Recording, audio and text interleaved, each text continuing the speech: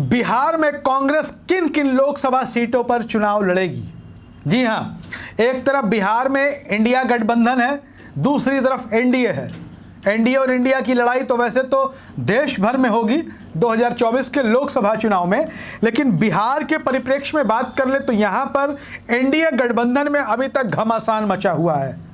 कौन सी पार्टी कितनी सीटों पर लड़ेगी एनडीए में यह तय नहीं हुआ है, बल्कि एनडीए की तो स्थिति यह है कि चाचा भतीजा आपस में एक सीट के लिए आपस में जूतम पैजार किए हुए हैं। वो कहते हैं हम हाजीपुर से लड़ेंगे, वो कहते हैं हम हाजीपुर से लड़ेंगे, वो कहते हैं हम मोदी के कैबिनेट मंत्री हैं, एक कहते हैं हम मोदी के हनुमान हैं। कौन लड़ेगा ये तो नहीं पता। और स्थिति ये तय है कि भारतीय जनता पार्टी का जो एनडीए गठबंधन है, लोकसभा चुनाव आते आते खूब सारा खींचतान आपको देखने को मिलेगा, जबकि उल्टे महागठबंधन की स्थिति क्लियर है।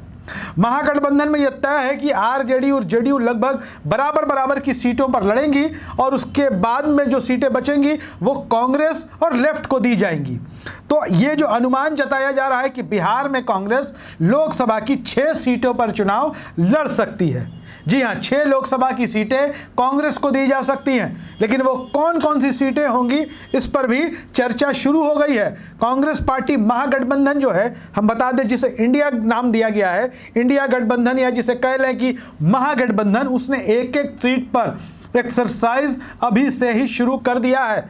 सर्वे का काम शुरू कर दिया गया है। महागठबंधन की जो तमाम पार्टियां हैं, जो इंडिया गठबंधन की पार्टियां हैं, ज़्यादा से ज़्यादा सीट लड़ने की बजाय ज़्यादा से ज़्यादा जीतने के लिए काम कर रही हैं। कौन कौन से उम्मीदवार होंगे, कौन मैदान में आएगा, इसको लेकर अभी से ही काम शुरू कर दिया गया है।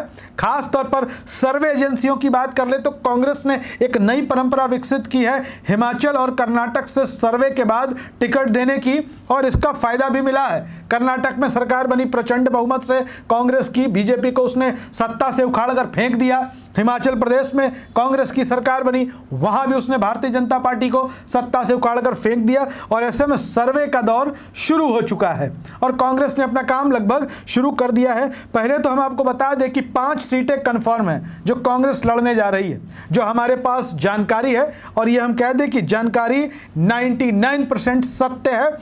कांग्रेस जिन सीटों पर लड़ने जा रही है उनमें किशनगंज की सीट का नंबर पहला है।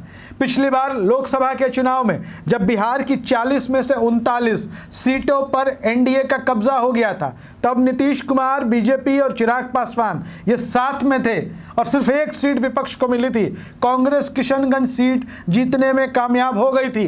कांग्रेस के नेता डॉक्टर मोहम्मद जावेद यहां से चुनाव जीतने में कामयाब हुए थे और एक बार फिर से किशनगंज की सीट कांग्रेस के खाते में जाती हुई नजर आ रही है। दूसरी सीट है कटिहार।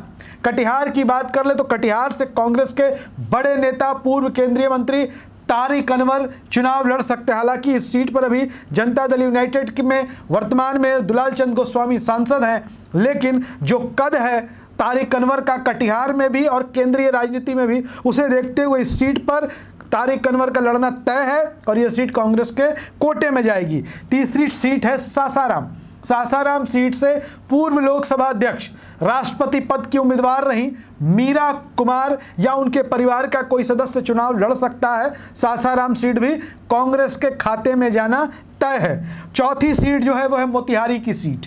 मोतिहारी सीट से बिहार प्रदेश कांग्रेस कमेटी के अध्यक्ष डॉक्टर अखिलेश प्रसाद सिंह के पुत्र आकाश कुमार सिंह उम्मीदवार हो सकते हैं और मोतिहारी सीट भी कांग्रेस के खाते में जाना तय माना जा रहा है। मोतिहारी सीट पर भारतीय जनता पार्टी का कब्जा है और बीजेपी के बड़े नेता राधा मोहन सिंह यहां से लगातार सांसद बनते हुए आ रहे हैं।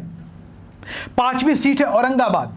औरंगाबाद सीट से, औरंगाबाद कभी कांग्रेस के मजबूत नेता निखिल कुमार सिंह, उनकी पत्नी श्यामा सिन्हा जैसे बड़े नेता, बिहार के कभी मुख्यमंत्री हुआ करते थे सत्येंद्र नारायण सिंह, मतलब एक बड़ा राजनीतिक घराना है कांग्रेस से जुड़ा हुआ, और औरंगाबाद सीट कांग्रेस के खाते में जा सकती है। और पूर्व राज्यपाल निखिल कुमार यहां से उम्मीदवार हो सकते हैं। हालांकि चर्चा औरंगाबाद के सदर विधायक आनंद शंकर सिंह भी है, लेकिन औरंगाबाद सीट का भी कांग्रेस के कोटे में जाना तय है।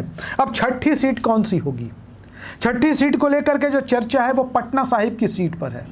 पटना साहिब सीट से शत्रुघ्न सिन्हा के बेटे लव सिन्हा कांग्रेस के उम्मीदवार हो सकते हैं, लेकिन पटना साहिब सीट को लेकर कांग्रेस नेतृत्व बहुत ज़्यादा इच्छुक नहीं है।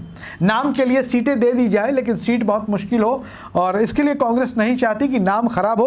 पटना साहिब सीट से ही शत्रुघ्न सिन्हा जो सिने स्टार है, बीजेपी छोड़ कर आए थे, वो उम्मीदवार थे पिछली बार, जिन्हें रविशंकर प्रसाद ने बीजेपी के चुनाव हरवाया था। ऐसे में कांग्रेस वाल्मीकि नगर लोकसभा सीट पर अपना दावा कर सकती है।